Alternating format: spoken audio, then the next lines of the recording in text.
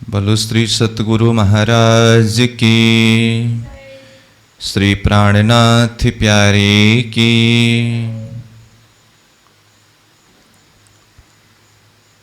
बेशक इलम दिया अपना, आप आए के इतर, ना रहा धोखा जरा हमको, दिखाए दई निस्वत, दिखाए दई निस्वत। खेल दिखाए उड़ जाए हमको, सो फेर दिया छुड़ाए, ना तो ऐसा फरेब कबों किन छोड़िया न जाए, कबों किन छोड़िया न जाए।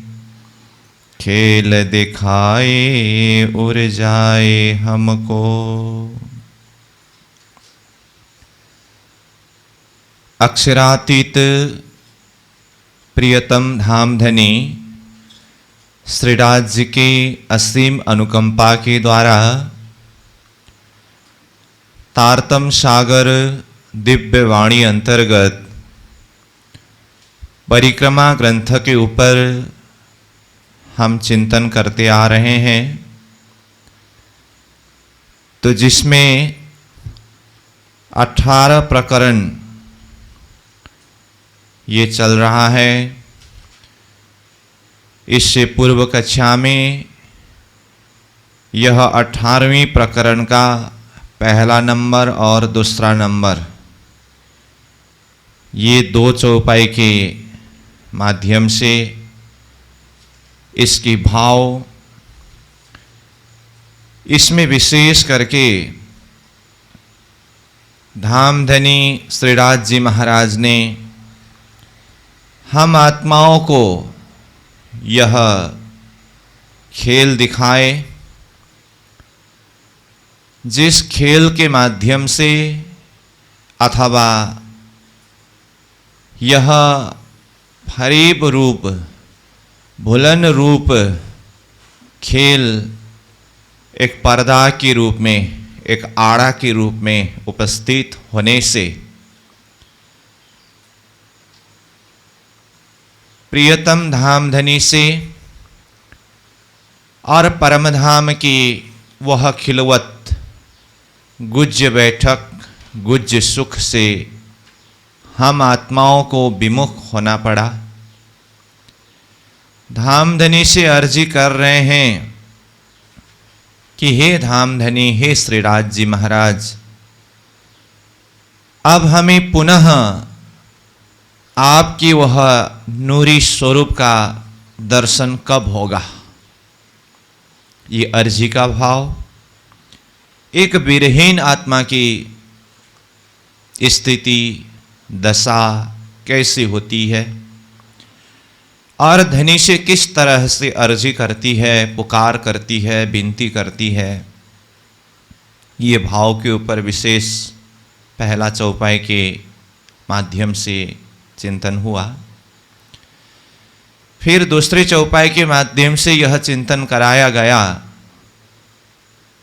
कि स्वयं प्रियतम धामधनी सतगुरु स्वरूप में पधार कर तारतम ज्ञान रूपी बेशक इलम, जिस ज्ञान में किसी भी प्रकार का संशय नहीं है, ऐसे बेशक इलम प्रदान किया। स्वयं धामधनी खेल के बीच में आकर के धनी के इस इलम के द्वारा, तारतम ज्ञान के प्रकाश के द्वारा किसी भी तरह के संशय, धोखा नहीं रहा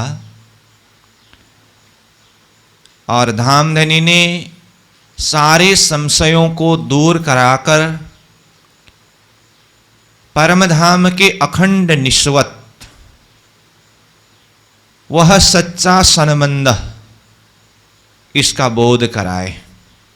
यह भाव विशेष दूसरा चौपाई के द्वारा चिंतन हुआ। कलश वाणी में निश्वत के विषय में, संबंध के विषय में प्राणनाथ जी ने कहा, जब एक आत्मा को संबंध का बोध हो, धनी की पहचान हो, परम धाम की शुद्ध हो, वो आत्मा की भाव कैसे रहती है? संबंध मूल को मैं तो पाँव पल छोड़ो न जाए, अब छल वल मोहे कहा करे, मोह आदत दियो उड़ाए। ये है संबंध का पूरी पहचान होना। एक आत्मिक भाव से ये संबंध दृढ़ होने के बाद धनी से ये दृढ़ता के साथ में कह रहे हैं कि अब यह मूल संबंध मुझे जो पहचान हुआ, इसको मैं पाँव पल भर के लिए भी अब छोड़ूंगा नहीं। अब ये मायावी छल का बल मुझे कुछ नहीं कर सकेगा, क्योंकि यह अज्ञान रूप मोह को मैंने मूल से ही परित्याग कर दिया हूं। ये भाव निश्वत संबंध, जब धाम धनी के साथ में संबंध जुड़ जाए,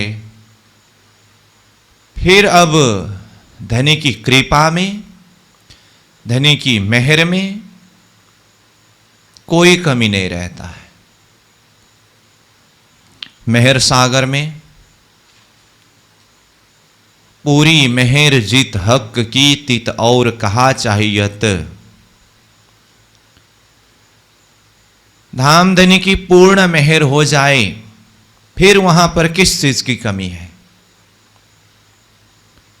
परंतु आगे कहते हैं, ऐसे पूर्ण मेहर धनी किसके ऊपर करेंगे? हक मेहर तीत होत है, जीत असल है निश्वत। जहां पर संबंध असली हो, पक्का हो, वो संबंध के आधार पर ही धनी कृपा करते हैं, मेहर करते हैं। यहां पर भी संबंध की ही विशेषता को बताया है। तो यहां दूसरी नंबर चौपाई में कहा, दिखाए दई निश्वत, संबंध का पहचान करा दिए। अब तीसरे नंबर चौपाई से हम प्रारंभ कर रहे हैं, तो तीसरे चौपाई को देखिए। खेल दिखाए उर्जाए हमको, सो फेर दिया छुड़ाए, ना तो ऐसा फरीब कबों किन छोड़िया न जाए।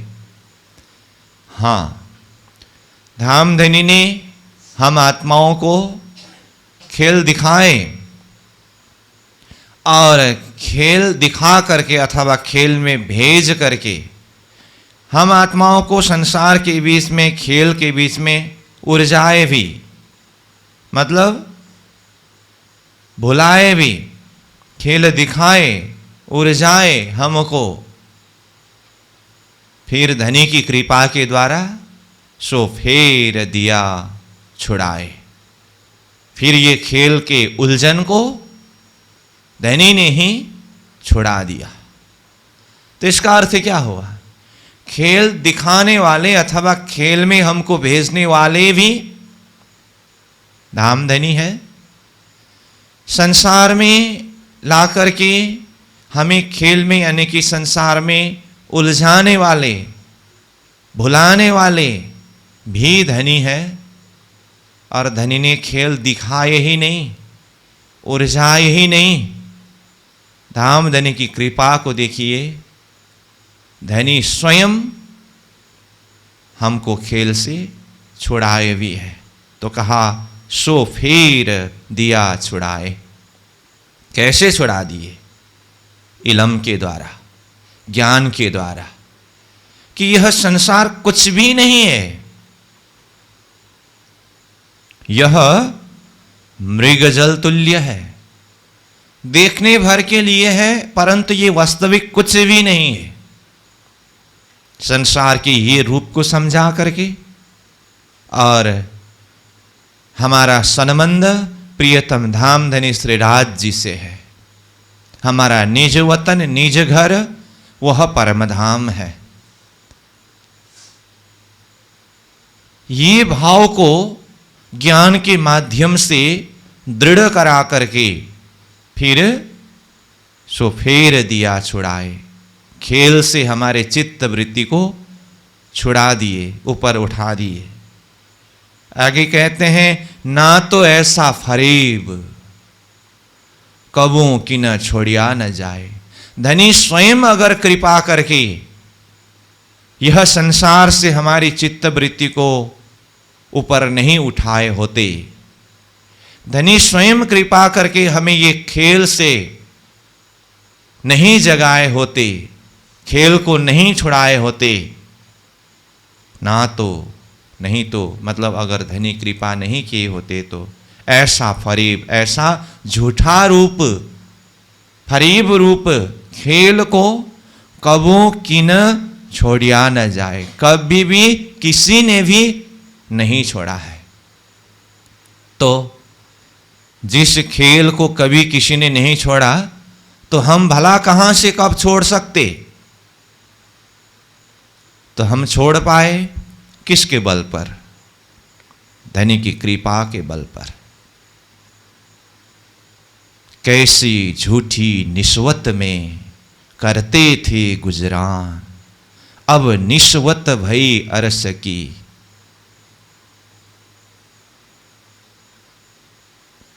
कैसे संसार में हम झूठी निस्वत में भूले हुए थे, फंसे हुए थे।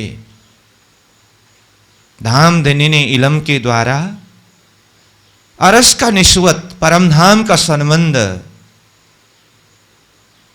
पहचान करा दिए।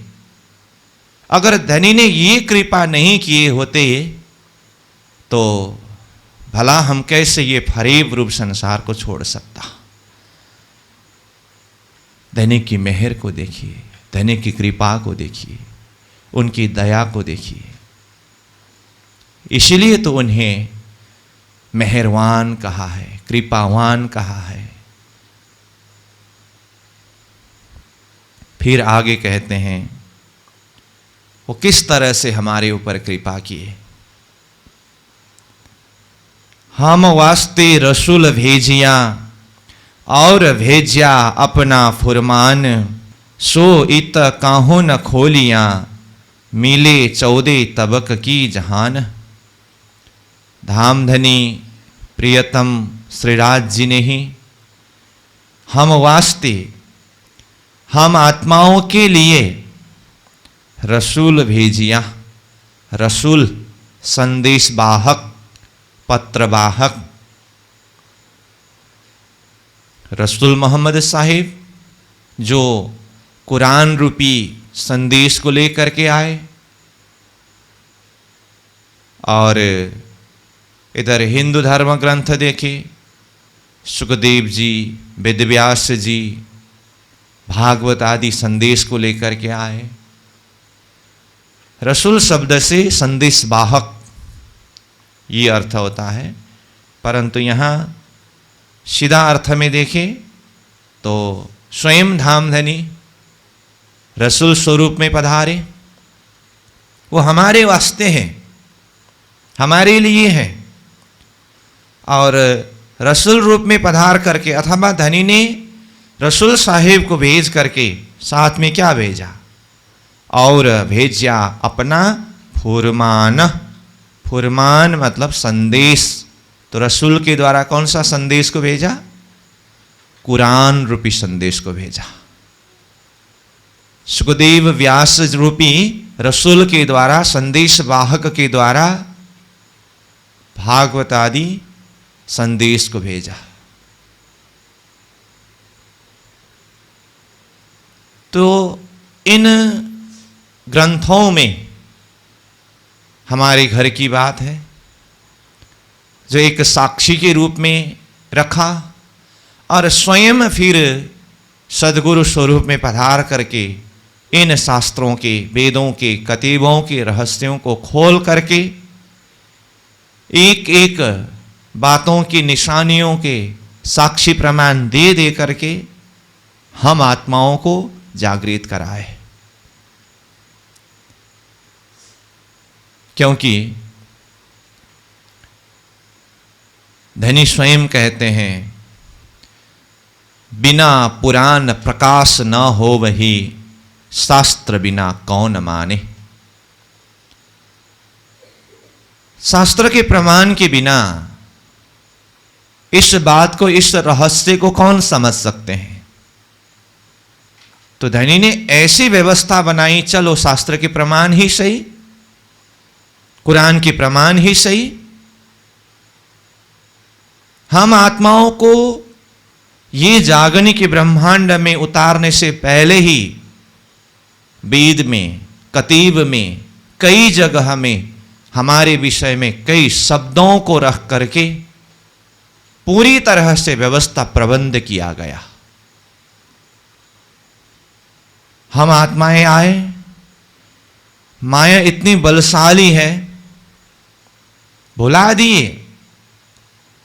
धनी स्वयं सद्गुरु स्वरूप में पधारे, स्वयं के द्वारा पहले फुरमान आदि ग्रंथों के माध्यम से रखे हुए शब्दों का प्रमाण दे दे करके हम आत्माओं को अंतर हृदय में दृढ़ करा करके, साक्षी दे दे करके जागृत कराए। ये धनी की कृपा है, ये धनी की मेहर है। इसीलिए तो कहा, चाहे अल्लाह की कलाम कतीब ग्रंथों की वाणी हो, चाहे हिंदू धर्म ग्रंथ वेद आदि हो, ये ब्रह्म सृष्टि के लिए है और इसके असली अर्थ का सुख ब्रह्म सृष्टि ही अनुभव करेंगे। खेल ब्रह्म सृष्टि के लिए बना है, शास्त्र ब्रह्म सृष्टि के लिए आया है, खेल भी ब्रह्म सृष्टि देखेंगे, शास्त्र का अर्थ भी ब्रह्म सृष्टि ही खोलेंगे, समझेंगे। जा कारण माया रची, शास्त्र भी ता कारण, खेल भी सोई देखसी, और अर्थ विलेसी इन्ना। देखिए, हम वास्ते रसूल भेजिया और भेजिया अपना फुरमान, सो इत काहू न खोलिया। अब फुरमान तो भेजा रसूल के माध्यम से, परंतु इसको कोई खोल नहीं सके। सो मतलब क्या? वह रसूल के हाथ में भेजा हुआ फुरमान, धर्म ग्रंथ, वेद कतीबों के रहस्यमय शब्द, इत यहां संसार के बीच में काहू न खोलिया, किसी ने भी नहीं खोल सका। किसी ने प्रयास ही नहीं किया होगा। अच्छा, प्रयास किया भी होगा तो एक दो जन ने प्रयास किया होगा तो खोल नहीं पाए होंगे, ऐसी बात नहीं है। मिली 14 तवक की जहान, 14 लोग ब्रह्मांड की जहान सृष्टि के सब कोई मिलकर के, सब किसी ने ये रसूल के द्वारा आया हुआ फुरमान, धर्म ग्रंथ के इन रहस्यमय बातों को खोलना चाहा, समझना चाहा, परंतु कोई समझ न पाए।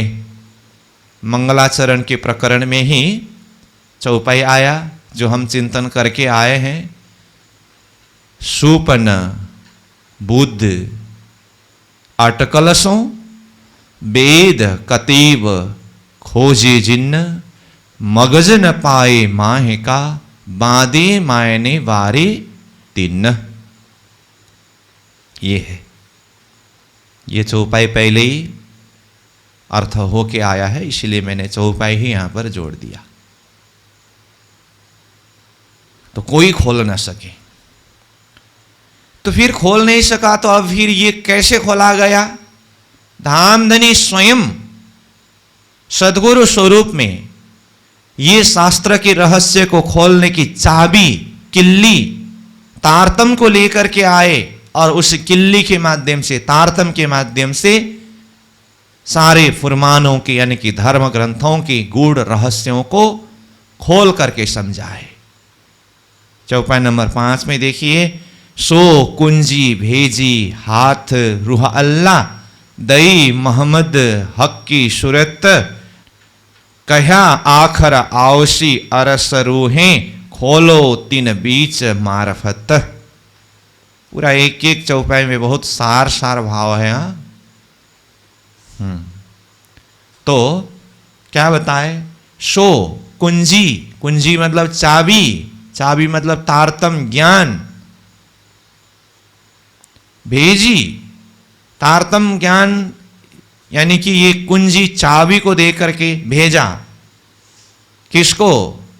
रूह अल्लाह, मतलब रूह अल्लाह श्यामा जी स्वरूप सदगुरु के हाथ में, हाथ रूह अल्लाह आया ना, तारतम रूपी कुंजी को दे करके भेजा, चाबी को दे करके भेजा। जिस तारतम रूपी चाबी के द्वारा सतगुरु स्वरूप ने सारे शास्त्रों के, वेद कतेबों के गूढ़ रहस्यों को खुलासा कर दिया। किस तरह से खुलासा किया, ये भी मंगलाचरण के प्रकरण में ही चिंतन होके आया है।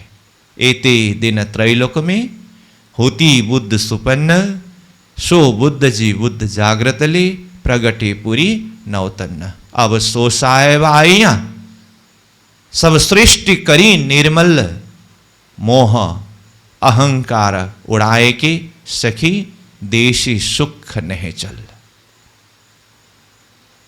तो तारतम रूपी चाबी के द्वारा संपूर्ण धर्म ग्रंथों के गूढ़ रहस्य, जिसका वास्तविक अर्थ आज तक खुलासा न हो पाया था, उसको खुलासा कर दिए। और फिर आगे कहते हैं, ये कुंजी, ये तारतम रूह अल्लाह स्वरूप ने यानी कि सदगुरु स्वरूप ने फिर किसको प्रदान किया? कहते हैं दई मोहम्मद हक की सूरत। मोहम्मद हक की सूरत कौन है? महामती प्राणनाथ जी। रूह अल्लाह स्वरूप सतगुरु महाराज ने अपने समय के पश्चात ये तारतम रूपी चाबी हक की सूरत, मोहम्मद सूरत महामती प्राणनाथ जी को प्रदान किया। ये भी मंगलाचरण में ही चिंतन होके आया है। रोशनी किल्ली दई हमको, यों कर किया हुकुम, खोल दरवाजे पार के, इत बुलाए लीजिए सृष्टि ब्रह्म। तो किस तरह से सदगुरु महाराज ने यानी कि रूह अल्लाह ने मोहम्मद, आखिरी मोहम्मद स्वरूप महामती प्राणनाथ जी, उनको ये तारतम रूपी किल्ली को प्रदान किया। दई मोहम्मद हक की सूरत, और वो आखिरी मोहम्मद महामती प्राणनाथ जी ही हक की सूरत है। परमात्मा श्रीदास जी के पूर्ण आवेश के माध्यम से जिनके द्वारा लीला हुई है, इसलिए वो हक की सूरत है। कहा आखर आवशी अरस रूहें, ये स्वरूप मोहम्मद हक की सूरत महामती प्राणनाथ जी स्वरूप, ये तो आखिरी मोहम्मद है। तो अव्वल का मोहम्मद कौन है? अव्वल का मोहम्मद है रसूल मोहम्मद। तो रसूल मोहम्मद साहिब के समय में ही उनके द्वारा ये शब्द को खुदा के हुक्म यानी कि परमात्मा के हुक्म के द्वारा ही जाहिर कराया गया कि आखिर के समय में अरस की रूहें आएंगे और खोलो तीन बीच मार्फत, उन अरस की रूहों के बीच में यानी कि ब्रह्म सृष्टियों की जमात के बीच में ही यह मार्फतीय रहस्य को खुलासा करना अथवा खुलासा होगा। खुदा स्वयं ने ये हुक्म किया। कहा आखर आवसी अरस रूहें। किसने कहा? खुदा ने कहा। किसको? रसूल मोहम्मद साहेब को। कब? म्याराज के समय में, दर्शन के समय में, जो कुरान की हकीकत का मजल है।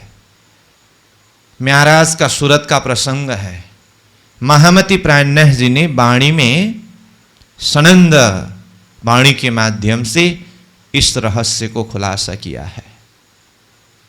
रसूल मोहम्मद साहिब को 40 वर्ष की उम्र में खुदा का दीदार हुआ, दर्शन हुआ। दर्शन के प्रसंग तो जानते हैं।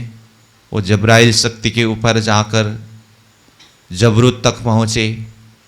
जब्राइल शक्ति वहाँ से आगे न जा सका, मेरा पर जल रहा है ऐसा कहा।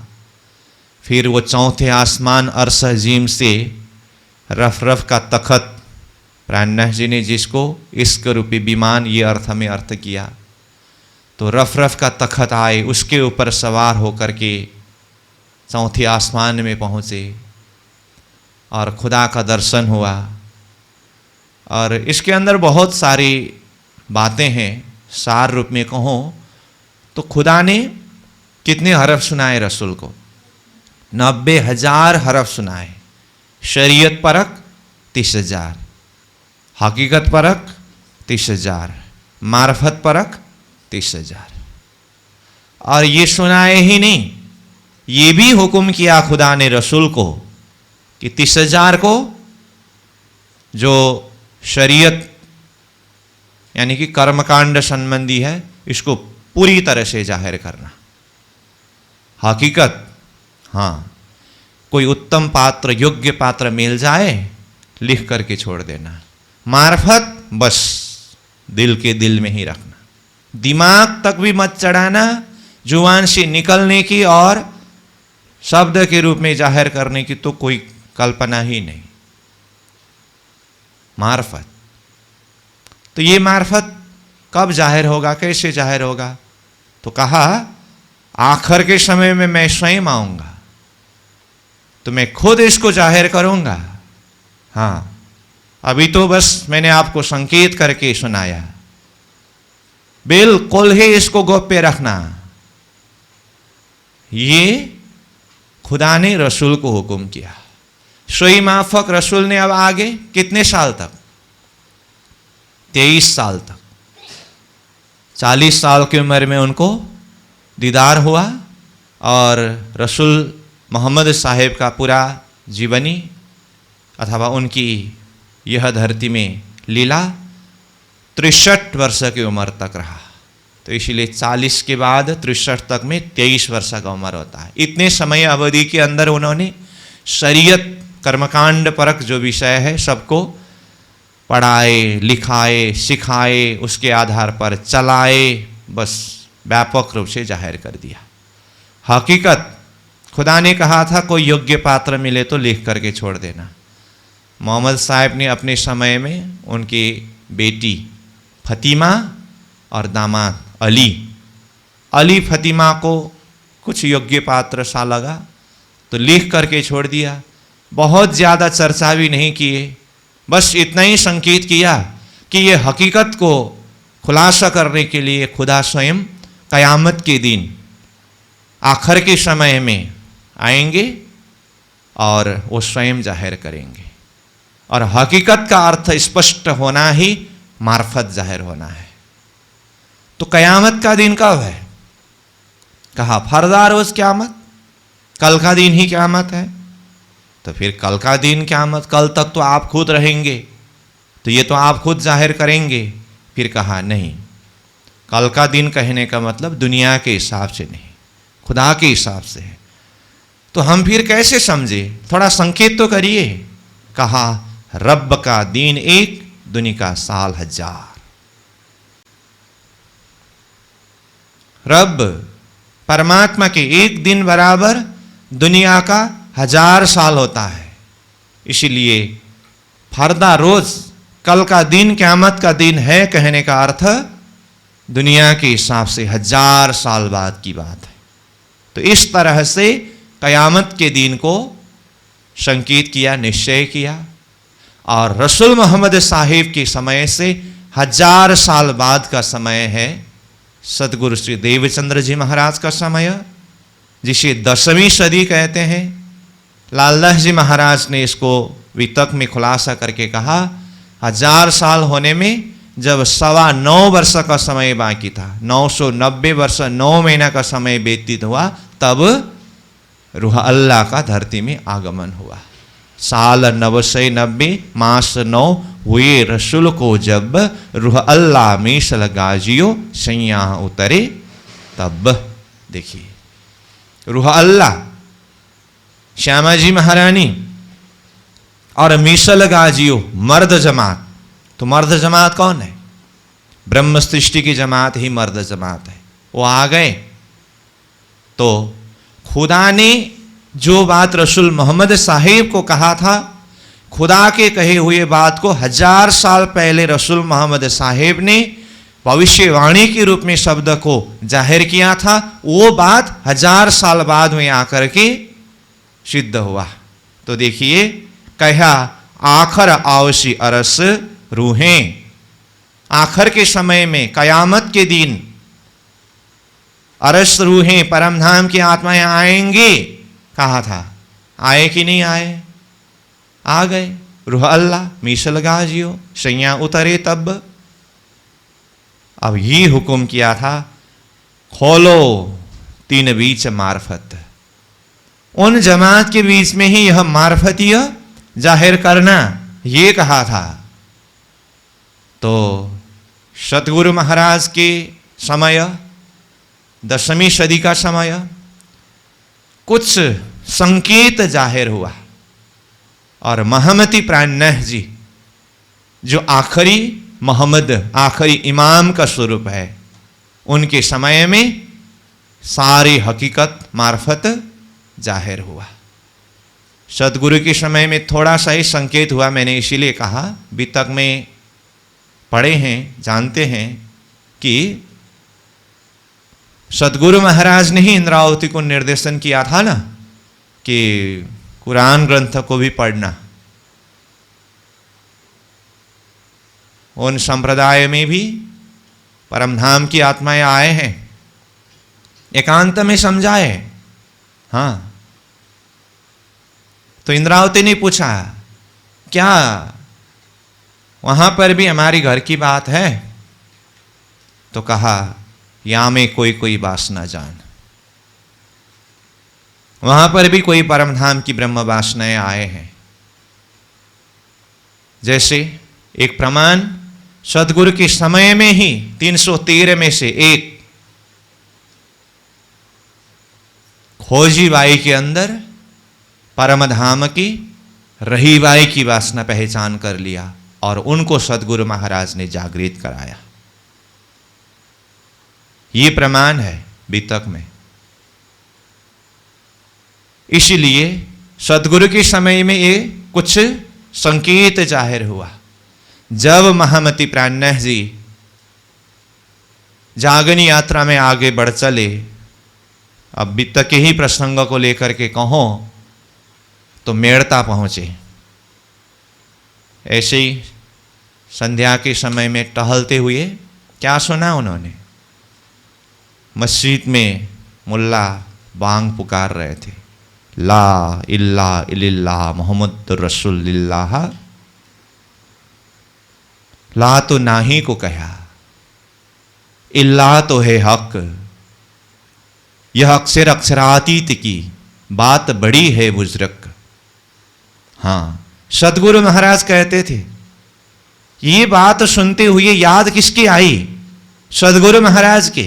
हाँ, सदगुरु महाराज कहते थे, ये बात यहां पर आकर के सिद्ध हुआ। फिर जिस तरह से वैदिक हिंदू धर्म ग्रंथ में 4 अक्षर, अक्षरातीत अथवा उत्तम पुरुष, 3 पुरुष के विषय में चर्चा है।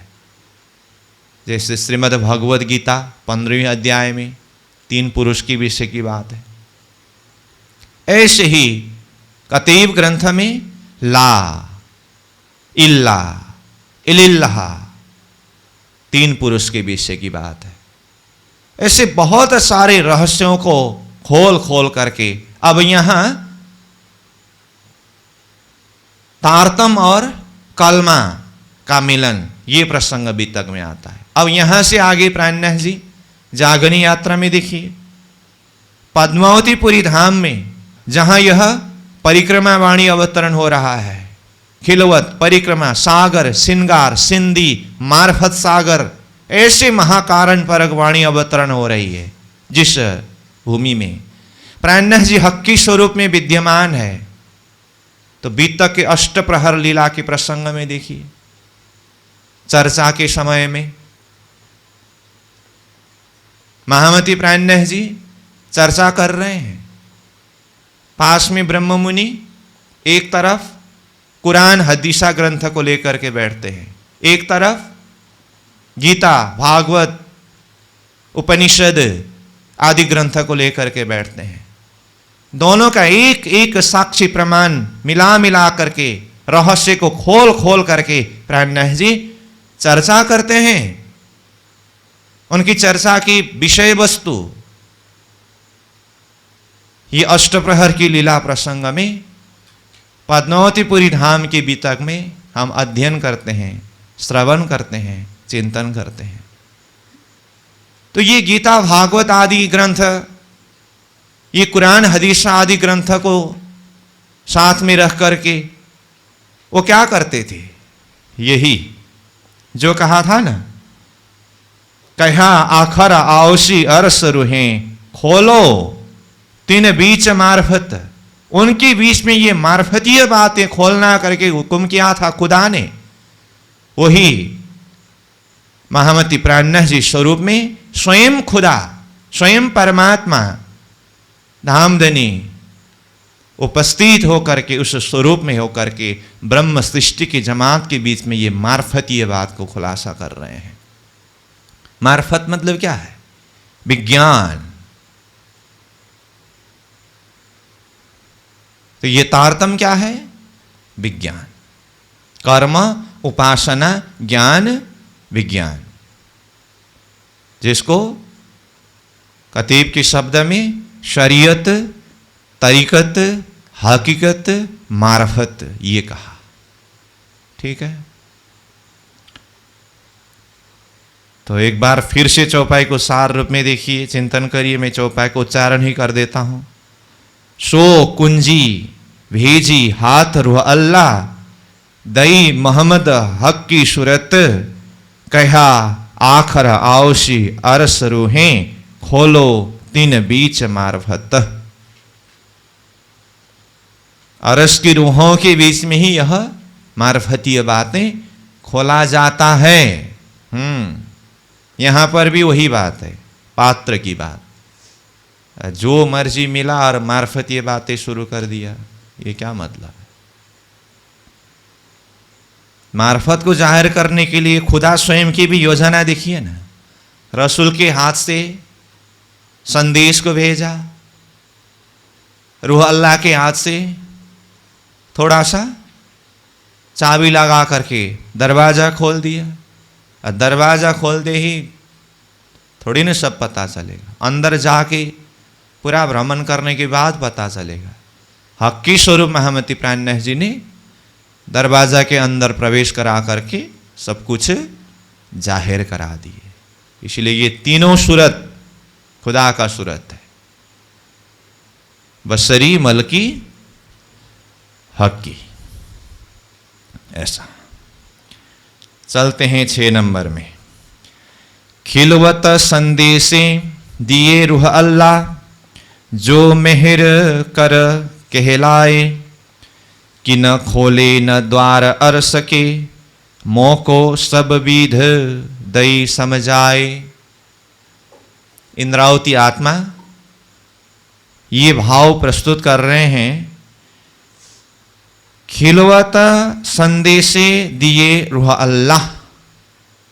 रूह अल्लाह श्यामाजी स्वरूप सदगुरु महाराज के माध्यम से परमात्मा ने आत्माओं को खिलवत एकांत बैठक परमधाम मूल मिलावा के संदेश भेजा।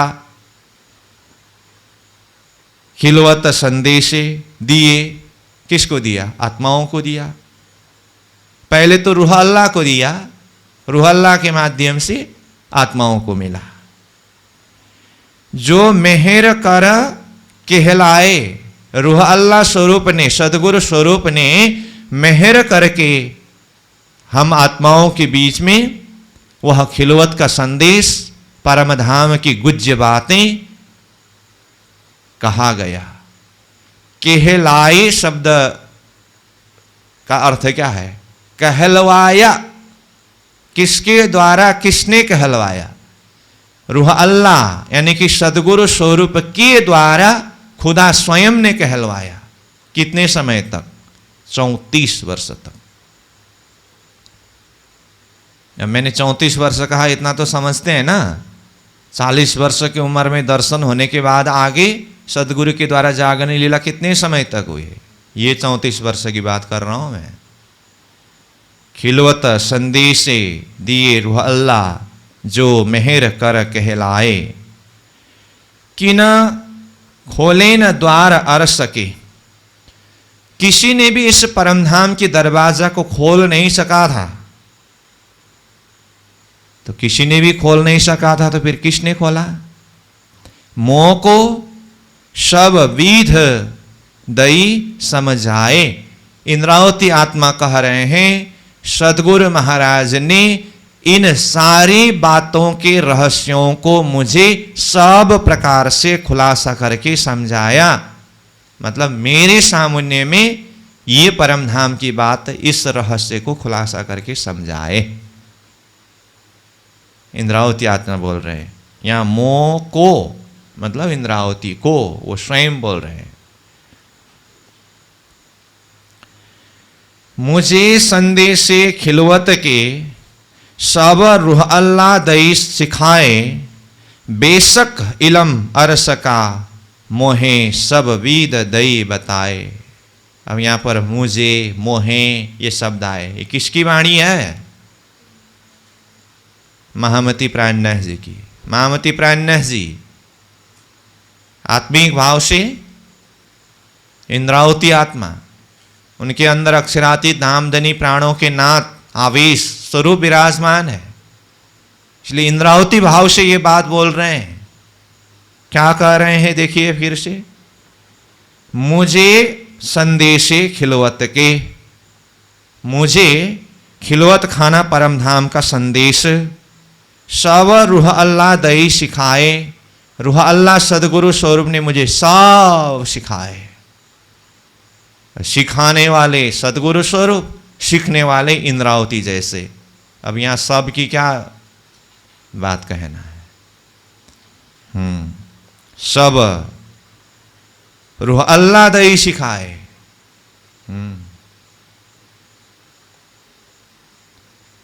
मैं इससे पूर्व कक्षा के अंतिम सत्र में कह रहा था, आचार्यवान पुरुषो वेद, वेद मंत्र।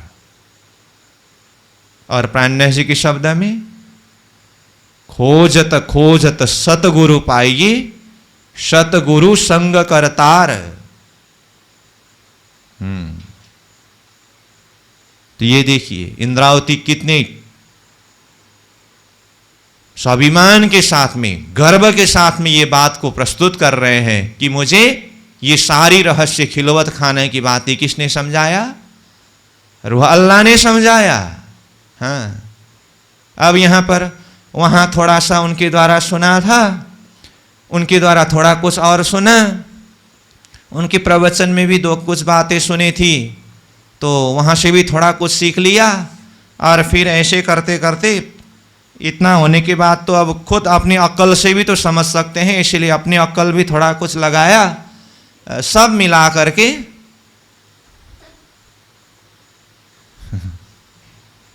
ऐसा नहीं, ये मुझे संदेशे खिलवत के सब रूह अल्लाह दई सिखाए। हमको तो सब रूह अल्लाह ने सिखाया है। कितना शान है इसमें।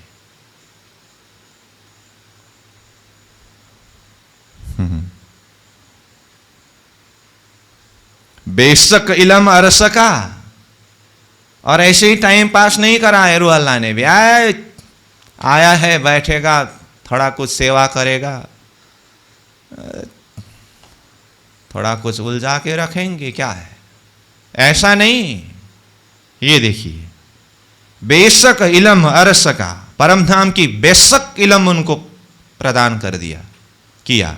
उनको मतलब कि इनको, इंद्रावती को, सतगुरु ने। मोहे सब विद दई बताए, इंद्रावती बोल रही है, सदगुरु महाराज ने परम धाम की बेशक इलम मुझे सब प्रकार से बता दिए, समझा दिए, तो तब मुझे ये सारी बातें समझ में आया। ऊपर ही कहा ना, वो देखिए फिर से दूसरे नंबर चौपाई के तीसरे चरण में, ना रहा धोखा जरा हमको, ये कहने की हिम्मत कर सके। ना रहा धोखा, धोखा मतलब क्या कहा, शंका, संशय, जरा सा भी हमको कोई संशय नहीं है। अरे सदगुरु जैसे के द्वारा तारतम जैसे इलम पाया है, तो फिर संशय की कोई गुंजाइश है यहां? ना रहा धोखा जरा हमको। अब फिर नीचे ही देखिए, आइए प्रसंग में क्या कहा, बेशक इलम अरस का मोहे सब बीद दई बताए।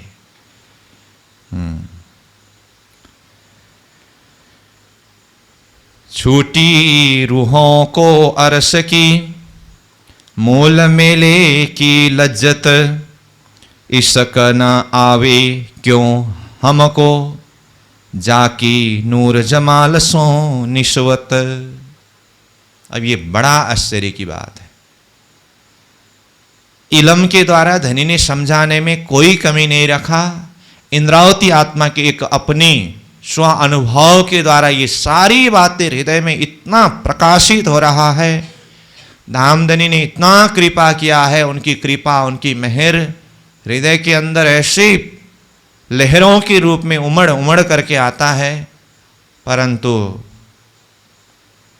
अब इंद्रावती अपने शीर में लेकर के बोलती है, वो उनकी महानता है।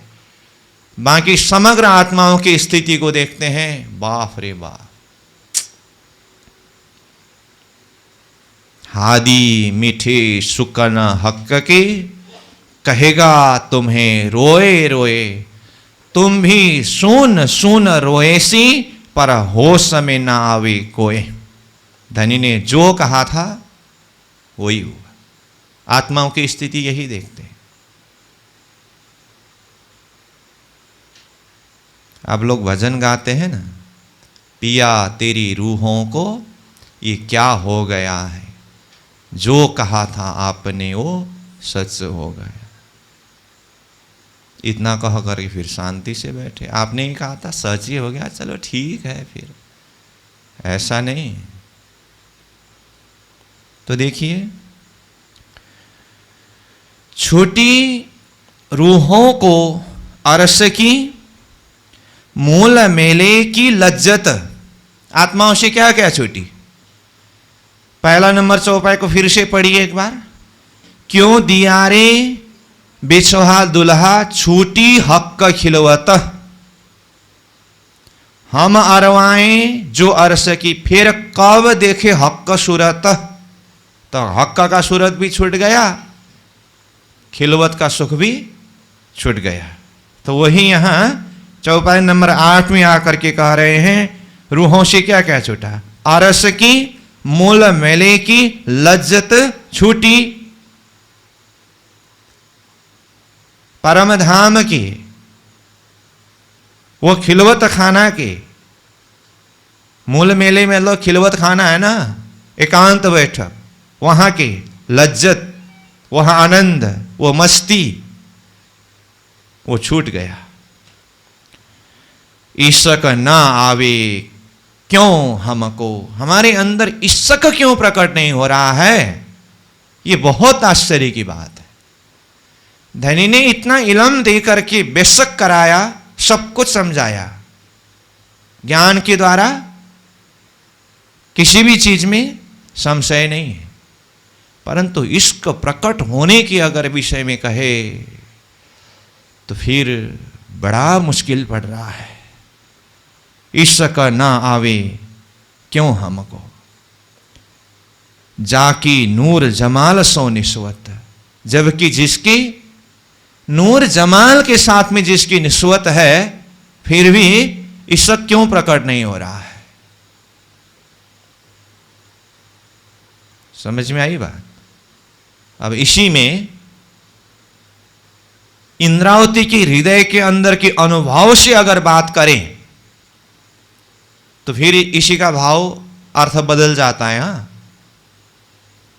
मैंने पहले ही कहा इंद्रावती की अवस्था तो कुछ अलग है, परंतु समग्र आत्माओं की स्थिति को देखते हुए ये आश्चर्य की भाव को व्यक्त कर रहे हैं।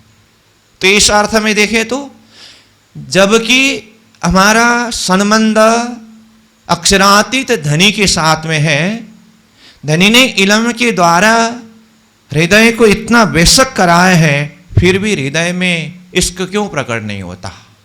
इस अर्थ में देखें तो यह आश्चर्य सूचक शब्द है, अर्थ है।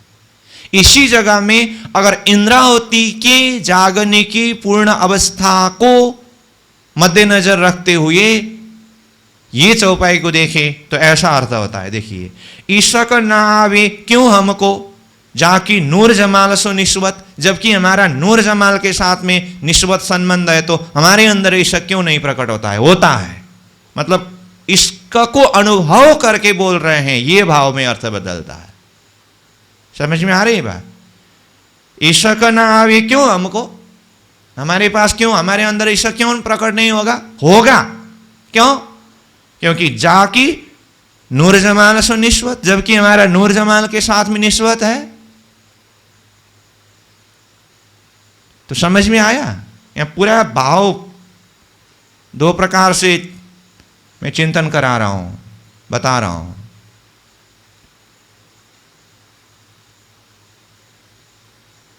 समग्र आत्माओं की स्थिति को देखें, ज्ञान के द्वारा समझा भी है, परंतु फरीब छूटता नहीं, हृदय में इश्क प्रकट होता नहीं।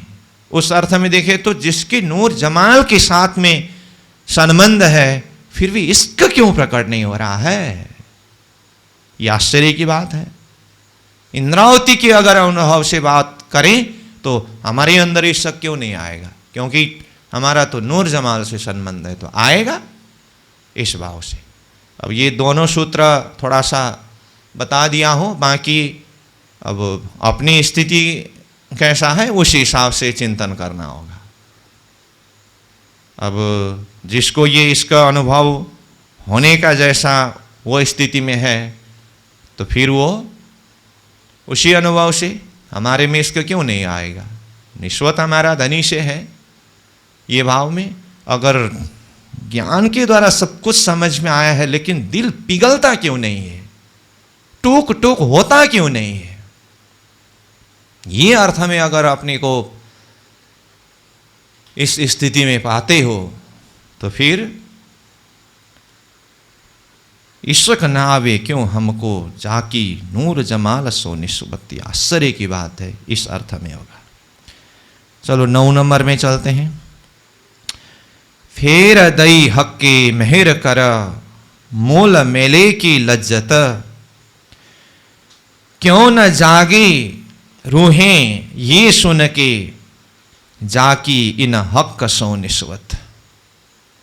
यहां पर मैंने दोनों भाव को तो बताया, लेकिन समग्र आत्मा की स्थिति को देखते हुए यहां आश्चर्य सूचक भाव में विषय चल रहा है। हाँ, मूल भाव। फिर ये भी बताया, वो भी बताया, तो चौपाई का प्रसंग में आया भाव ये है या वो है, फिर पेंडुलम घड़ी की तरह इधर उधर ना हो।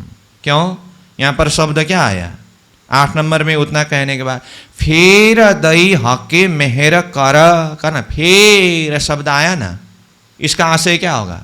इतना करने पर भी जब नहीं हुआ, इश्क प्रकट नहीं हुआ, तो फिर से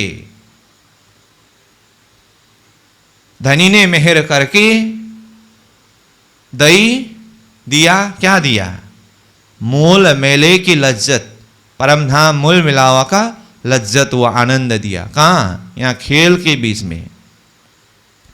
फेर दई हके मेहर कर, मूल मेले की लज्जत। वो दई शब्द को दूसरे चरण में ले जाकर के जोड़ के अर्थ करना है। क्यों न जागे रूहें ये सुन के, ये बात सुन करके भी आत्मा क्यों जागृत नहीं हो रही है? जाकी इन हक सो निस्वत, जबकि इन आत्माओं की ये हक के साथ में, परमात्मा के साथ में निस्वत है, संबंध है। ये बोध हुआ, फिर भी इश्क क्यों प्रकट नहीं हो रहा है? बेशक इलम रूहों पाइया, अजू नजर क्यों ना खोलत।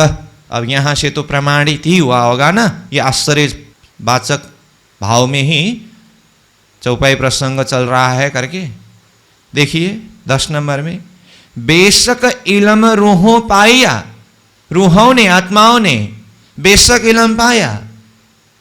ज्ञान के द्वारा समझ में कोई कमी नहीं है, परंतु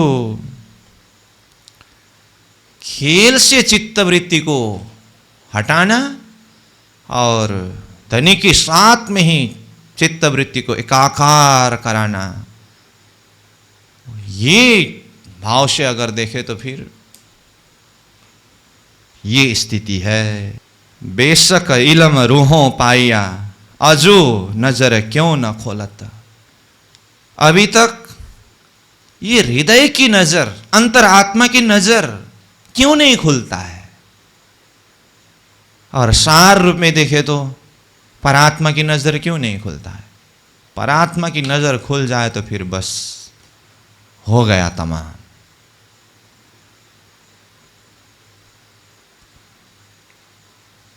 देखिए तो खेल कितना भयंकर है।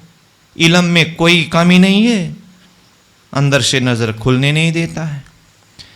क्यों ना आवे हमको इश्क, हमारे अंदर वो इश्क क्यों प्रकट नहीं हो रहा है? जाकी अर्श अजीम निस्वत, जिसका संबंध अर्श अजीम परम धाम में अथवा परम धाम की संबंध जिसके संबंध है, अक्षरातीत धनी से जिसकी संबंध है, फिर भी इश्क क्यों प्रकट नहीं हो रहा है?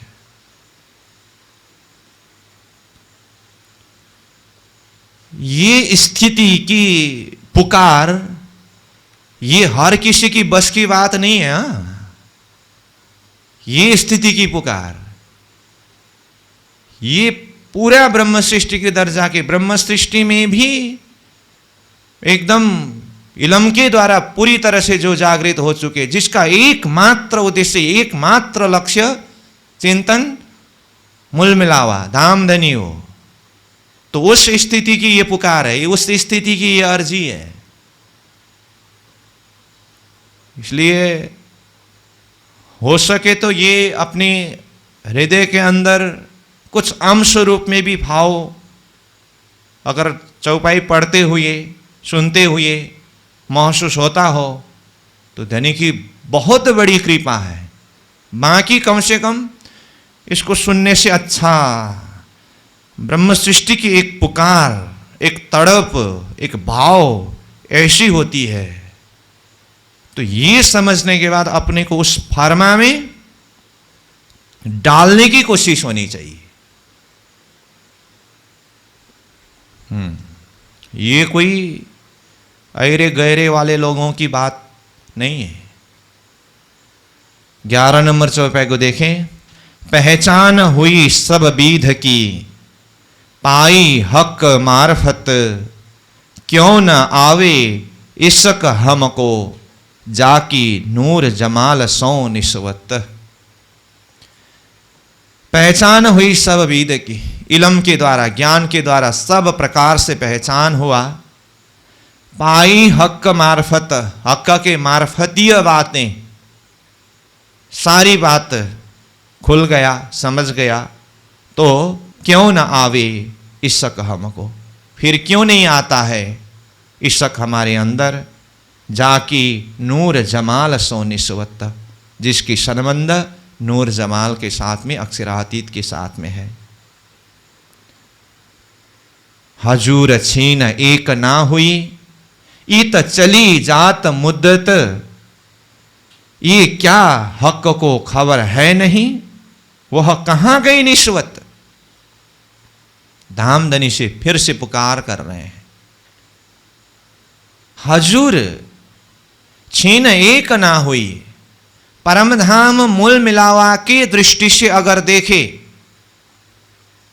जहां पर राज्य के हजूर में, नजदीक में, पास में है ना, हम कहां मूल मिलावा के बैठक में बैठे सदा चरण तले, वहां के भाव से अगर देखे तो हजूर में ही है, नजदीक में ही है, पास में ही है, चरण शरण में ही है। और वहां मतलब परम धाम मूल मिलावा के बैठक, उस दृष्टि से देखे तो छीना एक ना हुई, एक क्षण भी व्यतीत नहीं हुआ है। 4:30 का 4:30 ही, सोई घड़ी सोई पल ही है। मूल मिलावा की दृष्टि से देखेंगे तो, जागृत की दृष्टि से देखेंगे तो हजूर छीन एक ना हुई। परंतु हम आत्माएं तो संसार फरेब के अंदर है ना, तो हमारी यहां क्या हालत हो गई है। इत चली जात मुद्दत, मुद्दत मतलब समय, तो यहां इत मतलब यहां संसार में कई कल्प समय व्यतीत हो गया है। जागृत के हिसाब से तो सोई घड़ी सोई पल है, धनी के हिसाब से तो, परंतु यहां आत्मा कहां है, स्वप्निक संसार में है। तो यहां कितना समय व्यतीत हो चुका है। इसीलिए खिलवत वाणी में कहते हैं, मैं तो सूती नींद में, तुम तो बैठे हो जागृत, खेल भी तुम दिखावत, बल मेरा कछु ना चलत। धनी, मैं तो सूती नींद में, हम तो स्वप्निक ब्रह्मांड में अज्ञान रूपी नींद के अंदर सोए हुए हैं, और तुम तो बैठे हो जागृत। आप तो जागृत परम नाम में बैठे हुए हैं, तो आपके लिए तो कुछ भी समय व्यतीत नहीं हुआ है। और हमारा यहां, और खेल भी तुम दिखावत, आप एक तो जागृत में बैठे हो और खेल आप स्वयं दिखा रहे हो, तो बल मेरा कछु ना चलता, हमारा कुछ बल चलने वाला ही नहीं है। हम एक तो नींद के अंदर है, अज्ञान के अंदर है, और खेल आप दिखा रहे हैं, तो हमारा क्या चलेगा यहाँ। तो यहां पर भी मैं ये चौपाई को इसीलिए जोड़ रहा हूं कि धनी जागृत में है, हम आत्माएं नींद में है। ऐसे ही यहां क्या कहा, हजूर छीन एक ना हुई। परम धाम के हिसाब से देखे तो एक क्षण भी समय नहीं व्यतीत हुआ है, परंतु इत चली जात मुद्दत, कई समय कई युग व्यतीत हो गया। अब कहते हैं, ये क्या हकों को खबर है नहीं। ये बात नामधनी को, हक को शुद्धि नहीं है, खबर नहीं है। जबकि धनी के इलम से हमको पता चला, तो ये धनी नहीं जानते हैं कि मैं जागृत में हूं, कि यहां का समय तो सोई घड़ी सोई पल है, एक क्षण भी व्यतीत नहीं हुआ है। परंतु मेरी आत्माएं खेल देखने के लिए गए हैं, तो वो फरेब रूप संसार में है, उनका तो कई युग युग व्यतीत हो चुका है, कई तड़प रही है, रो रही है, विलख रही है, पुकार कर रही है। तो ये धनी को पता नहीं है।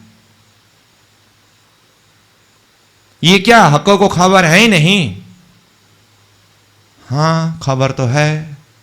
खबर है तो फिर ये हालत में आत्माओं को देखते हुए धनी ऐसे ही शांति से बैठे हुए हैं, तो फिर वह कहां गई निस्वत। हे धनी, वो आपका संबंध कहां गया कि हम इस अवस्था में पड़े हुए हैं, फिर आपको सब कुछ पता है, फिर भी।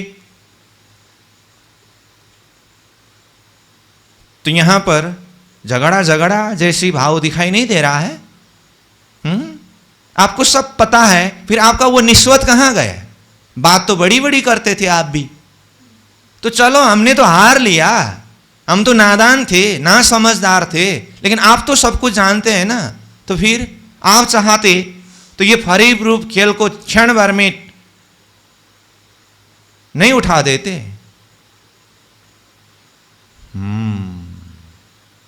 इसका मतलब यहां क्या भाव दिखाई दे रहा है?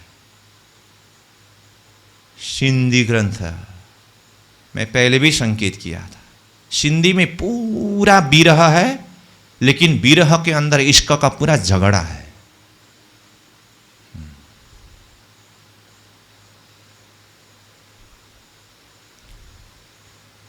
अब ये भाव प्रधानता की बात है, अब बहुत ज़्यादा शब्द में चर्चा करना भी समझने वाले की अपनी अपनी लेवल होता है, इसलिए सारी बातें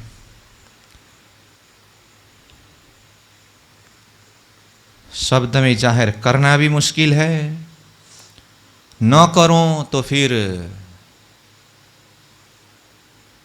कितनी रहस्य खोलना भी मुश्किल है। अब ऐसा ही है, हमने तो इतना ही कह दिया, यहाँ पूरा विरह भी है, तड़प भी है, और पूरा हृदय में इसको को बार करके एक झगड़ा भी है, और संकेत जोड़ दिया सिंधी करके। इतने में जिसको थोड़ा समझ में आया तो ठीक है, नहीं आया तो फिर समय आने पर और खुलासा होता जाएगा। चलो ऐसा ही है, लेकिन इतना तो जरूर कहूँगा, अगर इश्क की झगड़ा की ही बात हो ना, तो धनी के साथ में इतना लड़ने का, झगड़ा करने का हिम्मत रखने के लिए अपनी तरफ से समर्पण भाव कितना होना चाहिए, ये सबसे मुख्य बात है।